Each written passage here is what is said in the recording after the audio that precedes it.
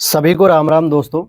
चलिए आज की क्लास हमारी जो प्रीलिम्स एग्जामिनेशन 2026 के लिए है, बहुत ही महत्वपूर्ण सीरीज हमने जो शुरू की है परिणाम नोट्स के नाम से, जिसे हम जानते हैं घटना चक्र पूर्वालोकन के ये नोट्स होते हैं, हैंड रिटन फॉर्म में हमने कन्वर्ट किए होते हैं। और आज ये हमारी इसमें एक लास्ट क्लास होगी। कौन से सब्जेक्ट की होगी मेरे भाई? तो आज हमारा जो सब्जेक्ट कंप्लीट होने वाला वो है मिडवल हिस्ट्री। इसी के साथ अब तक हमने टोटल 4 सब्जेक्ट कंप्लीट कर लिए। कौन कौन से कंप्लीट किए हैं सर? तो एक पॉलिटी हमने कंप्लीट कर लिया है, दूसरा इंडियन ज्योग्राफी हमने कंप्लीट कर लिया है, तीसरा एंशिएंट हिस्ट्री को हमने कंप्लीट कर लिया, और चौथा आज हमारा मिडवल हिस्ट्री कंप्लीट हो जाएगा। जितने भी मेरे भाई बहन जो बिहार पीसीएस देना चाहते हैं, झारखंड पीसीएस देना चाहते हैं, बिहार पीसीएस एईडीओ के वैकेंसी देना चाहते हैं, या फिर लेखपाल का एग्जाम अगर आप देना चाहते हैं, तो मेरे भाई इस क्लास को जरूर देखते रहना। और साथ ही साथ जो लोग बीपीएससी का एग्जाम देना चाहते हैं, बीपीएससी 2026 जुलाई में, या फिर यूपी पीसीएस प्रीलिम्स 2026 जो दिसंबर में होने वाला है, या अदर स्टेट पीसीएस अगर आप देख सकते हो, तो इन सभी के लिए बहुत ही महत्वपूर्ण सीरीज है। क्योंकि यहाँ से आपको 60 से 70% क्वेश्चन नहीं कर रहा हूँ, परसेंटेज कह रहा हूँ, 60-70% क्वेश्चन डायरेक्ट मिल जाते हैं इन सभी नोट्स के माध्यम से। इसलिए घटना चक्र की बुक के बिना आप प्रीलिम्स की कल्पना ही नहीं कर सकते हो, तो इसे जरूर फॉलो कर लेना। और इसकी अपडेट आपको पीडीएफ की जानकारी कहाँ से मिलेगी? इस व्हाट्सअप नंबर पे आप कांटेक्ट कर सकते हैं मेरी टीम से। वहाँ पर सारी इंफॉर्मेशन, पेमेंट्स लिस्ट, सब कुछ आपको मिलेगा वहाँ पर। और सबसे अच्छी बात है कि अभी होली ऑफर चल रहा है, जो 3 मार्च 2026 को कंप्लीट हो जाएगा। 3 मार्च यानी आज 2 मार्च है, लास्ट डेट बची हुई है एक दिन और, जल्दी से जल्दी आप उसे फॉलो कर सकते हैं। तो चलिए शुरू करते हैं आज की क्लास को। और हम लोग आज पढ़ेंगे सिख धर्म के बारे में। तो आइए हम एक ऐसे धर्म की चर्चा करेंगे जो दुनिया को कभी भूखा नहीं सोने देता है। तो यहाँ पर सिख संप्रदाय की बात करेंगे, गुरु नानक जी की बात करते हैं। सबसे पहले हम गुरु नानक जी की ही बात करें, क्योंकि देखो इनमें कोई अलग से हमें विचारधारा नहीं पढ़नी। हम मॉडर्न हिस्ट्री का पार्ट नहीं पढ़ने जा रहे हैं कि हम जो है कि महाराजा रणजीत सिंह या उनके युद्ध या अमृतसर के संधि, ये सब नहीं पढ़ना हमें। ये मॉडर्न हिस्ट्री का पार्ट है। हम यहाँ पे सिख धर्म की कैसे उत्पत्ति हो रही है, कौन कौन से इसमें गुरु हुए, जो 10 गुरु हुए उनके क्या क्या घटनाक्रम थे, उनके साथ साथ जो मिडवल हिस्ट्री के संबंध बन रहे थे मुगल बादशाहों के, वो कैसे थे। तो सबसे पहले हम गुरु नानक जी की बात करेंगे, जो 1469 से 1539 ईस्वी के दौरान थे। पहली चीज, सिख धर्म के प्रवर्तक थे, यानी कि इनके द्वारा ही सिख धर्म की स्थापना की गई थी। इनका जन्म 1469 ईस्वी में तलवंडी, जो कि ननकाना साहिब जिले में आता है, वहां पर स्थित है। बाबर, हुमायूं, सिकंदर लोदी के समकालीन थे। सबसे ज्यादा ये प्रश्न पूछा जाता है कि निम्नलिखित में से किस शासक के समकालीन गुरु नानक जी थे? तो ऑप्शन में आपको सिकंदर लोदी भी मिलता है। तो ये ध्यान रखना कि केवल सिकंदर लोदी ही नहीं था उसके समय, बल्कि हुमायूं भी थे और बाबर भी था। तो ये तीनों के तीनों ऑप्शन ज्यादातर सिकंदर लोदी का ही देता है, क्योंकि ठीक है, तो ये याद रखना है। बाकी लंगर व्यवस्था को इन्होंने शुरू किया। लंगर मतलब जो निःशुल्क भोजन दिया जाता है, धार्मिक पवित्र भोजन होता है, उसकी बात की जाती है, लंगर। फिर नेक्स्ट आते हैं आपके गुरु अंगद जी, जो 1539 से 1552 ईस्वी तक रहते हैं। इनका वास्तविक नाम लहना होता है। लंगर व्यवस्था को इन्होंने स्थायी कर दिया। पहले लंगर व्यवस्था किसी अवसर पे, किसी त्योहार पे, किसी धार्मिक कार्यों पर दी जाती थी, लेकिन बाद में लंगर व्यवस्था को स्थायी कर दिया गया कि प्रत्येक गुरुद्वारे में प्रतिदिन लंगर चलेगा, यानी प्रतिदिन भोजन चलेगा। सुबह और शाम दोपहर जो 2 टाइम जो है कि मिलेगा, और प्रतिदिन कर दिया स्थायी रूप से। साथ ही साथ जो सबसे इंपॉर्टेंट है, गुरुमुखी लिपि का इन्होंने प्रारंभ किया। अब यहां से सबसे ज्यादा एक प्रश्न यही बनता है कि किस गुरु ने गुरुमुखी लिपि को प्रारंभ किया। ठीक है, यहां पे गुरुमुखी का मतलब होता है जो गुरु के मुख से जो वाणी निकलती है उसी को लिपि के रूप में लिपिबद्ध करना। गुरु अमरदास, सबसे प्रश्न बनता है इससे। अमरदास अकबर के समकालीन थे, 1552 से 74 तक थे, और गुरु अमरदास अकबर के समकालीन थे। सती प्रथा का गुरु अमरदास जी ने विरोध किया था। गुरु रामदास, एक प्रश्न यहां से बनता है, 1574 से 1581 ईस्वी के दौरान गुरु का पद इन्होंने वंशानुगत कर दिया, यानी अब जो गुरु का पद है वो पितृसत्तात्मक के आधार पर रहेगा। तो यहां पर गुरु का पद वंशानुगत कर दिया गया, और अकबर ने इनकी पत्नी जो बीबी भानी थी, इनको 500 बीघा जमीन दान दे दी थी।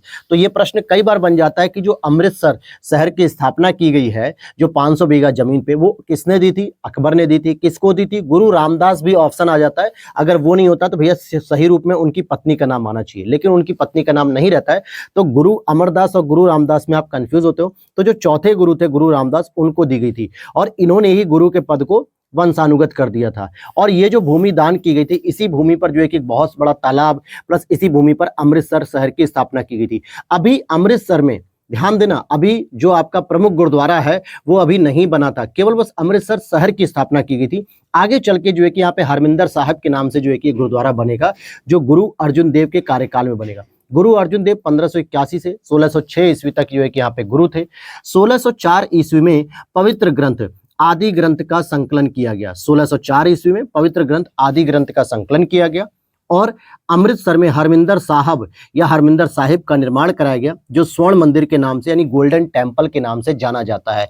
जो आप लोग हमेशा जो है कि पंजाब में जब भी जाते हो घूमने तो अमृतसर जरूर जाना है, गोल्डन टेम्पल घूम के आना है। मैं वहां पर गया हूं, बहुत शांति और बहुत ही पीसफुल शहर है यार दोस्तों। जहांगीर के पुत्र खुसरो को संरक्षण देने और आशीर्वाद देने के कारण ही जहांगीर ने मृत्युदंड दे दिया था। यानी इन्होंने कहा कि जो गुरु अर्जुन देव है वो दिल्ली सल्तनत या दिल्ली के जो मुगल बादशाह हैं उनके आदेशों के खिलाफ जा रहे हैं और वो उनके पुत्र जहांगीर के पुत्र खुसरो को संरक्षण दे रहे हैं, क्योंकि खुसरो ऑलरेडी जहांगीर के खिलाफ आंदोलन छेड़ चुका था, विरुद्ध हो चुका था। ऐसे में गुरु अर्जुन देव को फिर फांसी दे दी जाती है। गुरु हरगोविंद आते हैं 1606 से 45 ईस्वी तक। सिखों का सैन्यकरण इन्होंने किया, यानी सैनिक प्रशिक्षण भी दिया। इन्होंने कहा कि केवल सिख केवल एक सामान्य प्रजाति नहीं रहेगी, बल्कि इन्हें अपनी आत्मरक्षा के लिए स्वयं तैयार होना पड़ेगा और अपनी आत्मरक्षा के लिए और समाज की आत्मरक्षा के लिए स्वयं तैयार होते हुए इन्होंने सैनिक परीक्षण दिया। इन्होंने क्या किया? सैनिक प्रशिक्षण दिया इनको और सच्चा पादशाह की उपाधि ली एवं अकाल तख्त की स्थापना की। अकाल तख्त की स्थापना भी की थी इन्होंने। फिर एक और आते हैं गुरु हर राय, जो दारा सिखों की चिकित्सा में शामिल थे, बस इतना ही इंपॉर्टेंट है। फिर गुरु हरकिशन, क्रोनोलॉजी जब पूछी जाती है तो गुरु हरकिशन का नाम याद रख लेना। बाकी आते हैं गुरु तेग बहादुर, ये 1664 से 75 तक रहते हैं और इन्होंने सिर दे दिया किंतु सार नहीं दिया। मतलब सार मतलब होता है सम्मान। और दिल्ली में चांदनी चौक बाजार में आप देखोगे तो शीशगंज नाम का एक क्या है गुरुद्वारा है, वहां पर भी मैं गया हूं, वहां पर भी भोजन ग्रहण किया मैंने। मतलब मैं कई बार आपको वीडियो में बताता था कि भाई घूमने फिरने का मुझे शौक रहता है। हालांकि मैं मानता हूं कि पैसे की दिक्कत रहती है घूमने के लिए, लेकिन जब भी आप सक्षम हो तो जरूर ऐसे स्थानों को एक्सप्लोर किया करिए जिससे, ठीक है। तो यहां पर देखोगे कि इन्होंने अपना सिर दे दिया था लेकिन सार नहीं दिया। सिर देने का मतलब उनका सिर कलम कर दिया था, इसलिए शीशगंज यानी शीश को कटा हुआ दिखाया था, इसलिए शीशगंज नाम से जो है कि वहां पे गुरुद्वारा बनाया गया है। दिल्ली, पुरानी दिल्ली जो चांदनी चौक बाजार है वहां पर, और दिल्ली में शीशगंज गुरुद्वारा है। बकलादे बाबा के नाम से भी इनको जाना जाता था और औरंगजेब ने इनको मृत्युदंड दिया। अब देखो दो प्रश्न बनते हैं। पहला प्रश्न बनता है कि औरंगजेब के द्वारा किसको मृत्युदंड दिया गया या किस सिख धर्म के गुरु को दिया गया, तो गुरु तेग बहादुर का नाम आता है। लेकिन अगर जब पूछा जाएगा जहांगीर के द्वारा तो गुरु अर्जुन देव का नाम आता है। तो इन दोनों के नाम में आपको कंफ्यूजन नहीं होना चाहिए, राइट। अब आपके बारे में बात करते हैं गुरु गोविंद सिंह जी के बारे में। गुरु गोविंद सिंह जो कि अंतिम गुरु थे, 10वें और अंतिम गुरु थे, खालसा पंथ की स्थापना की थी। और इसी के बाद आप देखोगे खालसा जो कि धार्मिक शब्द होता है, खालसा के नाम से बहुत सारे विद्यालय जो है कि ओपन किए गए। इनका जन्म पटना में हुआ था और इनका जन्म पटना में होने के बाद ही मुख्य रूप से पटना में सिख धर्म का विचार विकास बहुत तेजी से हुआ। सिखों के लिए इन्होंने 5 तत्व को अनिवार्य किया जिन्हें पंच ककार कहा जाता है, जिसमें क से ही जो है कि अगर आप देखोगे क से ही जो है कि सारे अक्षर होते हैं, केस, कंघा, कृपाण, कच्छा, कड़ा। तो ये 5 ककार जो थे इनके, ये अनिवार्य कर दिए थे कि प्रत्येक सिख व्यक्ति को इसका धारण करना चाहिए। केस यानी बड़े बड़े बाल रखने चाहिए। कंघा, उन बालों को बनाने के लिए साइड में एक छोटा सा कंघा होना चाहिए। कृपाण जो छोटी तलवार की तरह होती है, वो एक धार्मिक निशानी है, न कि वो किसी प्रकार का हथियार है। इसलिए आप देखोगे सिखों को इस चीज को लेकर जाने की हर जगह परमिशन होती है। कच्छा, भाई कच्छा पहनना चाहिए। कड़ा, हाथ में कड़ा भी होना चाहिए। तो ये 5 प्रकार के इन्होंने पंच ककार बताए थे। और गोविंद सिंह ने रामायण, महाभारत और पुराणों का भी अनुवाद किया। पुरुषों को सिंह और महिलाओं को कौर नाम के आगे लगाने पर बल दिया। यानी इनके ही आग्रह के पश्चात ही बहुत सारे जो सिख व्यक्ति हैं वो अपने नाम के आगे सिंह लगाते, जैसे तेजिंदर सिंह हो गया, परविंदर सिंह हो गया, सिंह वर्ड यूज करते हैं। और महिलाओं के नाम के साथ कौर वर्ड यूज किया गया, जैसे हरसिमरन कौर हो गया, परमीत कौर हो गया, बहुत सारे ऐसे नाम हैं तो कौर लगाते हैं। और इनकी समाधि स्थल नांदेड़ गुरुद्वारा में स्थित है, महाराष्ट्र में। अब यहाँ पे एक और नोट याद रखना, बंदा बहादुर का मूल नाम लक्ष्मण देव या लक्षण देव था और यह नाम गुरु गोविंद सिंह ने ही उनको दिया था, बंदा बहादुर को।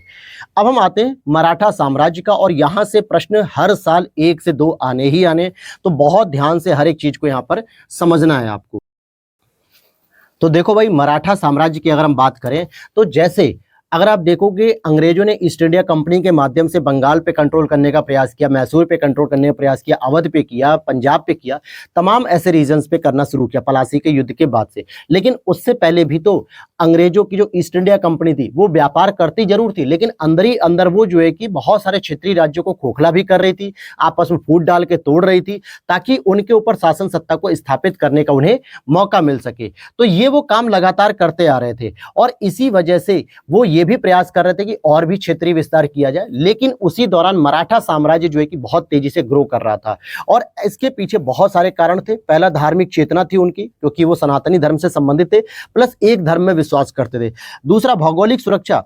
अगर आप देखोगे उनको पश्चिम में समुद्री सुरक्षा भी मिल रही है, पश्चिमी घाट की भी सुरक्षा मिल रही है और दक्षिणी क्षेत्र में भी उनको जो है कि समुद्री सुरक्षा कहीं ना कहीं मिल जा रही थी। राजनीतिक रूप से जागृत थे वो। अभी आप इसकी विकी कौशल की जो मूवी देखोगे औरंगजेब, उसमें भी तो दिखाया गया ना किस प्रकार से अपने राज्य को बचाने के लिए वो लोग जागरूक थे, किस प्रकार से जो है कि राजनीतिक अधिकारों के प्रति वो सचेत थे। तो राजनीतिक जागरूकता भी थी और उच्च नेतृत्व शक्ति, जैसे छत्रपति शिवाजी का जो नेतृत्व था, संभाजी का नेतृत्व था, साहू जी का नेतृत्व था, बालाजी बाजीराव का नेतृत्व था। तो ऐसे बड़े बड़े लोगों का यहाँ पे नेतृत्व था जो बहुत दूरदर्शी जो है कि नेतृत्व करता थे। अब यहां पर हम देखेंगे, सबसे पहले छत्रपति शिवाजी के बारे में पढ़ेंगे। इनका जन्म 1627 ईस्वी में सिवनेर के किले में हुआ था। 1674 ईस्वी में राज्याभिषेक हुआ और छत्रपति अर्थात राजा की उपाधि धारण की थी। तो वहां पर राजा की उपाधि होती थी। एक आप पढ़ेंगे इसमें जो है कि पेशवा, ठीक है, जो पेशवा होता था वो आज के प्रधानमंत्री की तरह समझ लो, और जो छत्रपति होता था वो आज के राष्ट्रपति की तरह समझ लो, राजा। यानी उस समय मराठा साम्राज्य में राजा की शक्ति महत्वपूर्ण थी, लेकिन एक समय के बाद फिर पेशवा की शक्ति महत्वपूर्ण होने लगी थी। इसीलिए जब पूना संधि होती है, याद करो पूना संधि जब होती है 1818 ईस्वी में, तो उस समय आप देखोगे अंग्रेजों ने सबसे पहले पेशवा पद को समाप्त किया, क्योंकि वो जानते थे कि उस समय तक पेशवा पद बहुत महत्वपूर्ण हो चुका था। इसीलिए उन्होंने पेशवा पद को ही समाप्त करने का निर्णय लिया था। तो यहां पर आप देखोगे 1674 ईस्वी में राज्याभिषेक हुआ, छत्रपति यानी राजा की उपाधि धारण की। 1680 ईस्वी में शिवाजी की मृत्यु हो गई और 1672 ईस्वी में सलहार युद्ध में मुगलों को हराया भी था। तो ये प्रश्न कई बार पूछता, सलहार युद्ध किसके द्वारा हुआ? तो यहाँ पे मुगल और मराठा के मध्य हुआ और राजधानी से छत्रपति शिवाजी की रायगढ़ थी। औरंगजेब ने आगरा में 1666 ईस्वी में शिवाजी को कैद किया था। छत्रपति शिवाजी समेत कुछ घटनाओं के क्रम, जैसे चाकन किले पर इन्होंने विजय प्राप्त की थी 1648 में। मुगलों से मतभेद शुरू हो गया था 1657 से। अफजल खां का प्रकरण जो था 1659 में, क्योंकि अफजल खान को इन्होंने मारा था। और सूरत पर जो आक्रमण हुआ था वो 1664 ईस्वी में हुआ। तो ये चारों क्रोनोलॉजी पढ़ लो। अष्ट प्रधान नाम से जो मंत्री परिषद पाई जाती थी मराठा प्रशासन में, देखो एक अष्ट दिग्गज जो आपको मिलते थे, अष्ट दिग्गज, प्रधान नहीं, अष्ट दिग्गज, वो मिलते थे आपको विजयनगर साम्राज्य में तुलुव राजवंश के अंतर्गत कृष्णदेव राय के शासन काल में मिलते थे अष्ट दिग्गज, ठीक। और यहाँ पे मराठा साम्राज्य में अष्ट प्रधान मिलते हैं। तो ये कई बार प्रश्न आता है कि अष्ट प्रधान किस साम्राज्य से संबंधित है या अष्ट दिग्गज किस साम्राज्य से संबंधित है। तो वो एक कृष्णदेव राय के तुलुव वंश था और ये मराठा प्रशासन से था, जिसमें ये 8 लोग कौन कौन से हैं? पेशवा, जो कि राजा का प्रधानमंत्री माना जाता था, सबसे महत्वपूर्ण पद माना जाता था। फिर अमात्य, वित्त और राजस्व मंत्री होता था ये। वाकिया नवीस, दरबारी कार्यवाही का विवरण रखता था, दरबार में कैसे कार्यवाही होगी। सचिव, राजकीय पत्र व्यवहार का कार्य देखता था। सुमंत या दबीर, जिसको विदेश मंत्री कहते थे। सर ए नौबत अर्थात सेना का भर्ती संगठन, ये सब देखते थे। पंडित राव, धार्मिक कार्यों का दायित्व इनके ऊपर था। और न्यायाधीश, ये मुख्य न्यायाधीश की भूमिका भी निभाते थे। और आगे देखते हैं, शिवाजी के समय सरनोबात का एक पद संबंधित था, जो सैन्य प्रशासन से संबंधित था। सरनोबात, शिवाजी को बड़े देशमुखों के विरोधों का सामना करना पड़ा था, क्योंकि देशमुख अपनी शक्ति और प्रभाव बनाए रखना चाहते थे।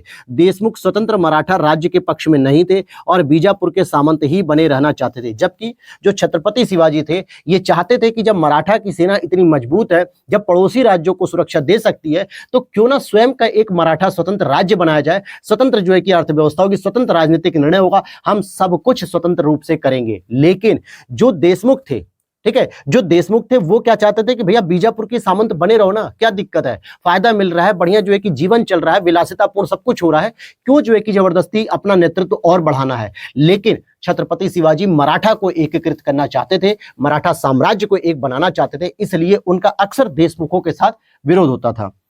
साथ ही साथ रुपया, लारी, टका छत्रपति शिवाजी के राज्य में प्रचलित रजत मुद्राएं हैं, यानी चांदी मुद्रा है। अब ध्यान देना, रुपया तो आप लगा लोगे टिक चांदी मुद्रा, लेकिन लारी और टका को ध्यान रखना कि ये दोनों भी शिवाजी के समय की रजत मुद्रा यानी चांदी मुद्रा है। अब मराठा साम्राज्य में जो पेशवा आते थे उनका कालक्रम देखो, बालाजी विश्वनाथ की बात करेंगे, 1713 से 1720 में शुरू होते हैं बालाजी विश्वनाथ। फिर बालाजी विश्वनाथ के बाद बाजीराव प्रथम आते हैं 1720 से 1740 ईस्वी तक। फिर बालाजी बाजीराव आ जाते हैं, यानी पहले बालाजी विश्वनाथ, फिर बाजीराव प्रथम, फिर बालाजी बाजीराव आते हैं 1740 से 61 तक। फिर माधवराव प्रथम आते हैं 1761 से 72, नारायण राव आते हैं 1772 से 73, और रघुनाथ राव आते हैं जिनको राघोवा कहा जाता है 1773 से 74। अब कई बार प्रश्न आता है कि रघुनाथ राव ने नारायण राव को मारा या नारायण राव ने रघुनाथ राव को मारा, और इन तीनों के नाम एक जैसे मिलते जुलते हैं, और इसीलिए इस बार आप देखोगे इसका एक क्रोनोलॉजी का प्रश्न भी पूछा गया था और बहुत सारे बच्चों ने गलत किया। एक तो ये क्रोनोलॉजी आपको याद कर लेनी है और एक ये क्रोनोलॉजी याद कर लेनी, दोनों से अलग अलग प्रश्न बन जाते हैं। कुछ और भी हम छत्रपति के शिवाजी का कालक्रम देखेंगे तो संभाजी जो कि शिवाजी के जेठ पुत्र थे 1680 से 89 तक इस शासन पे थे।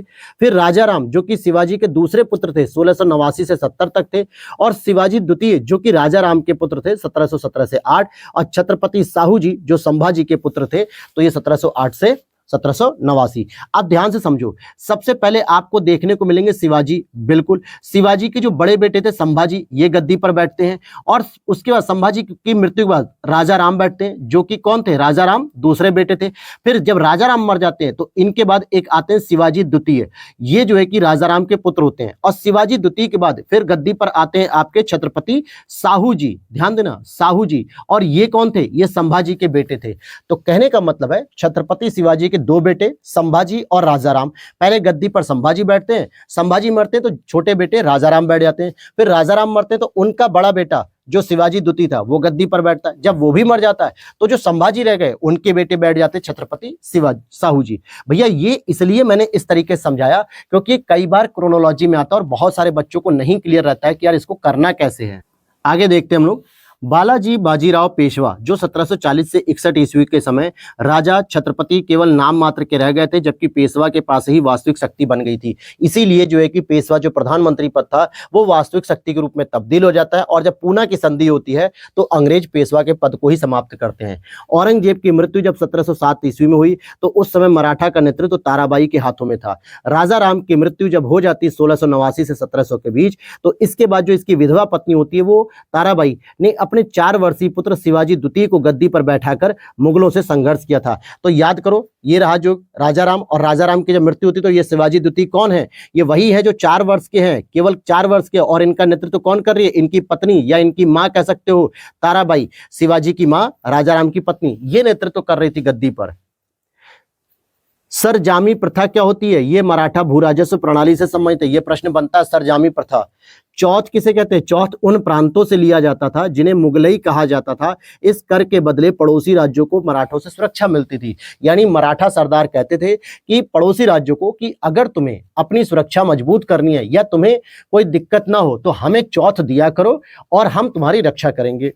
पानीपत का जो तीसरा युद्ध था जो 14 जनवरी 1761 ईस्वी को सदाशिव भाऊ मराठा की तरफ से और अहमद शाह अब्दाली अफगान के मध्य हुआ, इसके प्रत्यक्षदर्शी काशीराज पंडित थे। इसके प्रत्यक्षदर्शी कौन थे, काशीराज पंडित थे।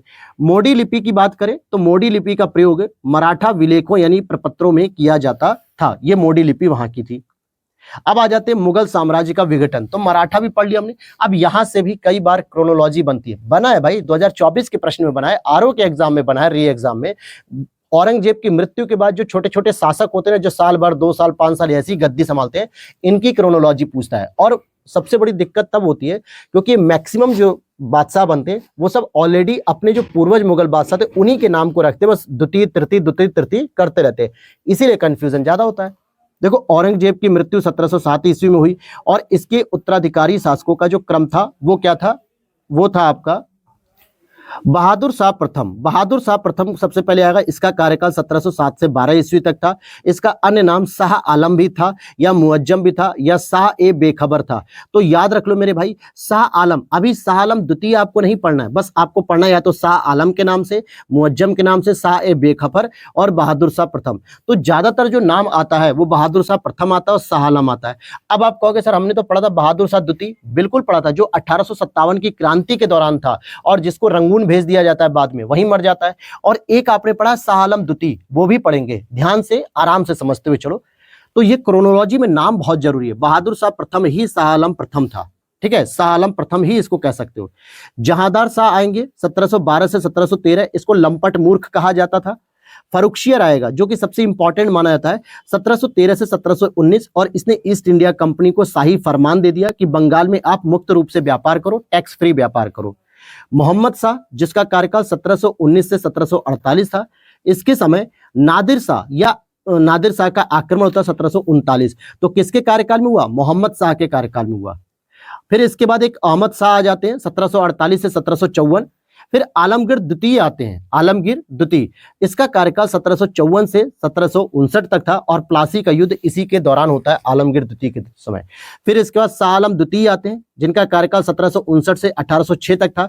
3 महत्वपूर्ण युद्ध हुए इसके शासनकाल में। अब देखो शाह आलम प्रथम कौन था? बहादुर शाह प्रथम को शाह आलम प्रथम कहा जाता है, लेकिन शाह आलम द्वितीय कब आ रहे हैं? 1759 से 1806, और 3 महत्वपूर्ण युद्ध होते हैं। पहला वांडीवास का युद्ध होता है 1760 का, जिसमें जो वांडीवास में जो है कि अंग्रेज अधिकारी किसको रहते? फ्रांसीसियों को बाहर करते। फिर पानीपत का तीसरा युद्ध होता है अहमद शाह अब्दाली और मराठा में सदाशिव राव के, और फिर बक्सर का युद्ध सबसे इंपॉर्टेंट 1764। तो ये 3 महत्वपूर्ण युद्ध इसके समय होते हैं, शाह आलम द्वितीय के समय। अकबर द्वितीय की हम बात करते हैं। देखो फिर आ गया, अकबर पहले थे, अकबर द्वितीय जिनका कार्यकाल 1806 से 1837 था। पेंशन बढ़ाने की सिफारिश हेतु इन्होंने राजा राम मोहन राय जी को अंग्रेज मतलब ब्रिटेन भेजा था, लंदन में, और यहीं पे राजा राम मोहन राय जी की ब्रिस्टल में जो है कि समाधि भी है, क्योंकि मृत्यु हो जाती इसी दौरान। और राजा की उपाधि अकबर द्वितीय ने ही दी थी राजा राम मोहन राय को। बहादुर शाह प्रथम आपने पढ़ा, ठीक है, जिसको शाह आलम प्रथम कहते थे, लेकिन बाद में एक बहादुर शाह द्वितीय आता है जिसका कार्यकाल 1837 से 58 तक था। इसे जफर की उपाधि भी प्राप्त थी, इसलिए बहादुर शाह द्वितीय, बहादुर शाह जफर नाम आता है। तो ये टॉपिक ना, ये पेज बहुत इंपॉर्टेंट है, क्योंकि आप लोग बहुत सारे बच्चे कंफ्यूज होते हैं नाम को लेके। तो मैं हर एक चीजों को बार बार रिपीट कर रहा हूं कि कौन कहां पे कैसे जुड़ा हुआ था। ये चीज जब दिमाग में रहेगी तो आप आसानी से कर सकोगे। बहादुर शाह द्वितीय तो समझ में आ गया, इसका कार्यकाल क्या था? 1837 से 1858, और इसे जफर की उपाधि भी प्राप्त थी। यही अंतिम मुगल बादशाह भी बनता है, क्योंकि इसे फिर बाद में रंगून निर्वासित कर दिया जाता है, और वहीं इसकी मृत्यु हो जाती है। 1857 ईस्वी की क्रांति भी इसके दौरान होती है। मुगल काल में किंग मेकर किसे कहा जाता था? अली बंधुओं को कहा जाता था। हुसैन अली और अब्दुल्ला खां, इन्होंने फरुखशियर को 1713 ईस्वी में सिंहासन पर बैठाया। मोहम्मद शाह के शासन में इनका पतन हो गया था। मोहम्मद शाह, याद करो, ये वाला मोहम्मद शाह, जब नादिर शाह ने अटैक किया। साथ ही साथ मयूर सिंहासन पर बैठने वाला जो अंतिम शासक था वो मोहम्मद शाही था, 1719 से 48 तक, ये वाला। और क्योंकि इसके काल में नादिर शाह का अटैक हुआ, जो करनाल युद्ध में मुगल सेना को पराजित करके इसे वापस ले गया, यानी वापस क्या ले गया, मतलब उठा ले गया जो है। मोहम्मद शाह, जिसको रंगीला शासक भी हम कहते हैं, और इसी के शासनकाल में हिजड़ों और महिलाओं को एक वर्ग का प्रभुत्व होने लगा था। अब आ जाते हैं अवध के नवाब, इनका भी क्रोनोलॉजी पूछी जाती भैया, तो इनकी भी याद कर लो। अवध के नवाब कौन से थे? बुरहान उल मुल्क, जिसे सादत अली खां भी कहा जाता है, 1722 में ये अवध की स्थापना करता है, और इस दौरान जो शासक था वो कौन था? वो मोहम्मद शाह था, ठीक है, मोहम्मद शाह था। फिर दूसरा आता है सफदरजंग, शुजाउद्दौला, आसफुद्दौला, वजीर अली खां, सादत अली खां द्वितीय, 1798 से 1814, गाजी उद्दीन हैदर शाह, नसरुद्दीन हैदर शाह, मोहम्मद अली शाह, अमजद अली शाह और वाजिद अली शाह, ये अंतिम नवाब थे जिन्होंने कथक के योगदान में बहुत बड़ा योगदान दिया, मतलब कथक के विकास में बहुत बड़ा योगदान दिया। फिर आगे देखते हैं हैदराबाद, ये छोटे छोटे राज्य हो रहे हैं। हैदराबाद राज्य का संस्थापक चिन किलिच खां यानी निजामुल मुल्क थे, 1724 में इन्होंने स्थापना की थी। अक्टूबर 1724 में सकरखेड़ा का युद्ध भी करना पड़ा। जयसिंह द्वितीय ने 5 स्थानों पर वेधशाला बनवाई थी, जंतर मंतर जिसे हम कहते हैं, जयपुर, दिल्ली, उज्जैन, मथुरा, वाराणसी। तो उत्तर प्रदेश के अंतर्गत जयसिंह द्वितीय के द्वारा स्थापित 2 महत्वपूर्ण जो है कि वेधशालाएं हैं, जिनको हम जंतर मंतर भी कहते हैं, मथुरा और वाराणसी। और उससे पहले जयपुर, दिल्ली और उज्जैन, ये 3 यहाँ पर स्थापित थी। और इन्होंने ही 1773 ईस्वी में जिज मोहम्मद शाही पुस्तक भी लिखी थी। क्या लिखी थी? जिज मोहम्मद शाही पुस्तक भी लिखी थी। और इन्होंने ही जो है कि जयपुर सिटी की स्थापना भी की थी, पिंक सिटी की स्थापना की थी। तो ये दोस्तों आज की आपकी क्लास हो गई और इसी के बाद अब आपका मिडिवल हिस्ट्री का भी चैप्टर कंप्लीट हो गया। क्या हो गया भैया? मिडिवल हिस्ट्री का चैप्टर कंप्लीट हो गया। तो टोटल अब तक हम लोगों ने 4 सब्जेक्ट को कवर कर लिया है। तो ध्यान दीजिएगा, अब हम आगे अगला सब्जेक्ट जल्दी शुरू करने वाले हैं। देखो दोस्तों, अब होली का त्योहार हो गया, आज हो गई है 2 तारीख, तो 3 और 4 को आपकी कोई क्लास नहीं आएगी, स्पेशली घटना चक्र की। हाँ, जीएस पेपर जो मैं इलेबोरेट कर रहा हूं, जैसे जीएस पेपर 1 को मैंने बताया, 2 को बताया, इसके सिलेबस को हम डिकोड कर रहे हैं। इसके बाद आज आपको एक क्लास मिलेगी जीएस पेपर 3 की, ठीक, इसके भी हम सिलेबस को डिकोड करेंगे। क्योंकि मेरे भाई, अगर आपको सिविल सर्विसेज की तैयारी करनी है, स्पेशली यूपी पीसीएस की, तो आपको सबसे पहले आपको जीएस के पेपर के बारे में पूरा पता होना चाहिए कि आपको क्या क्या पढ़ना है, क्या क्या छोड़ना है। इसको डिकोड करने का काम मैं कर रहा हूं, तो आप वीडियो को देख सकते हैं। बहुत अच्छी तरीके से मैंने उसमें बताया है कि कौन कौन से टॉपिक किसमें पढ़ने हैं। केवल वहां पे टॉपिक ही रीड नहीं कर रहा हूं, वो तो आप भी कर लोगे। उसके अंतर्गत जो सब टॉपिक हैं, जो लिखे नहीं है लेकिन इनडायरेक्टली प्रश्न बनते हैं पीवाईक्यूज में, ऐसा देखने को मिला है, तो उनको मैं डिटेलिंग कर रहा हूं ताकि आपको पता रहे कि आप कोई भी सोर्स फॉलो करो तो आपको क्या क्या पढ़ने हैं। फिर उसके बाद हम आगे से मेंस की क्लास भी रेगुलर करने लगेंगे, राइट। तो होली पे 2 दिन की छुट्टी रहेगी, बस जीएस पेपर की क्लासेस आएंगी, हो सकता है लाइव सेशन रख लेंगे, जैसा भी पॉसिबल होगा। सारी अपडेट आपको टेलीग्राम चैनल पे मिल जाएगी। पीडीएफ के लिए आप इसी नंबर पे कांटेक्ट कर सकते हो। मैं नंबर दोबारा लिख देता हूं, 8527594636। इस समय दोस्तों होली का ऑफर चल रहा है, जो आपका लास्ट डेट आपकी कौन सी है? 3 मार्च की लास्ट डेट है। इसके बाद ये ऑफर क्लोज हो जाएगा, तो अभी जाके आप व्हाट्सएप टीम से कॉन्टेक्ट कर सकते हैं। सभी घटना चक्र के नोट्स, चाहे मेंस के नोट्स, आप परचेस कर सकते हैं बहुत ही अच्छे ऑफर के साथ। तो मिलते हैं नेक्स्ट वीडियो में। जय हिंद, जय भारत।